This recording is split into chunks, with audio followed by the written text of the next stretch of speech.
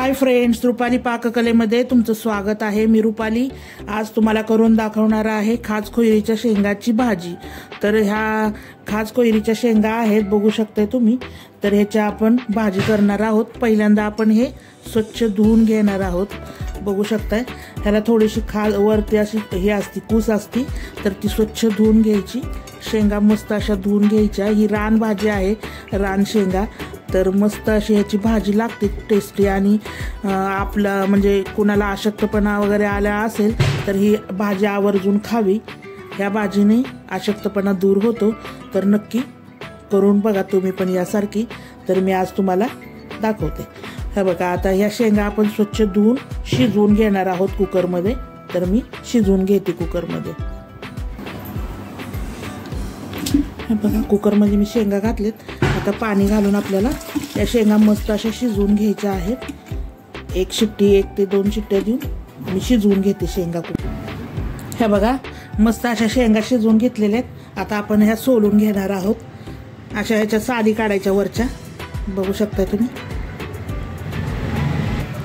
ह्याच्या अशा बिया पण काढायच्या यातल्या, आणि हे वरचं कवच पण काढायचं। जर ह्याला गर असेल तर काढून घ्यायचा असा, बघा हा गर काढून घ्यायचा असा वरचा, आणि हे सालपट टाकून द्यायचं। बघा, सर्व शेंगा सोलून घेते आणि तुम्हाला दाखवते। हे बघा, अशा पद्धतीने मी गर काढून घेतले आणि बिया। तर आपण आता ह्याची भाजी करूयात। हे बघा, 2 चमचे तेल घेतलेलं आहे। तेल गरम होते तोपर्यंत आपण यात घालण्यासाठी वाटण केलेलं आहे तयार।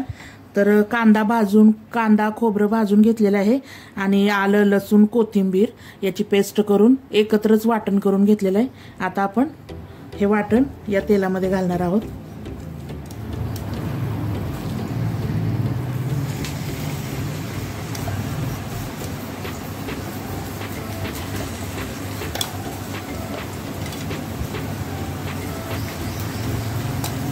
एक चमचा मी गरम मसाला घालते।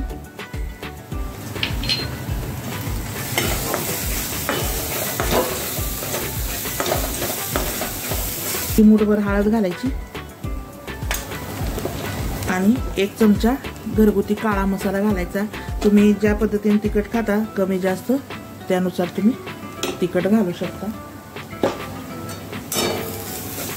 बघू शकता, मस्त असं वाटण आपलं तेल सोडेपर्यंत परतून घ्यायचं व्यवस्थित। वाटण परतले त्यात थोडंसं गरम पाणी घालायचं, म्हणजे तर्री छान येते। तुम्हाला जेवढा रस्सा करायचा आहे त्यानुसार तुम्ही पाणी घालून घेऊ शकताय।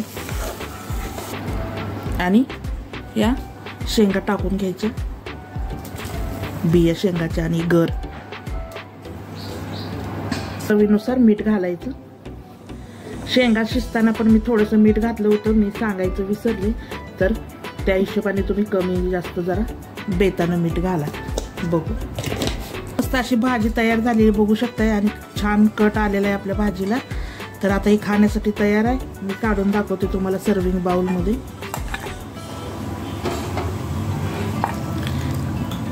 तर कशी वाटली या कोयरीच्या शेंगाची भाजी, मला नक्की कमेंट करून सांगा।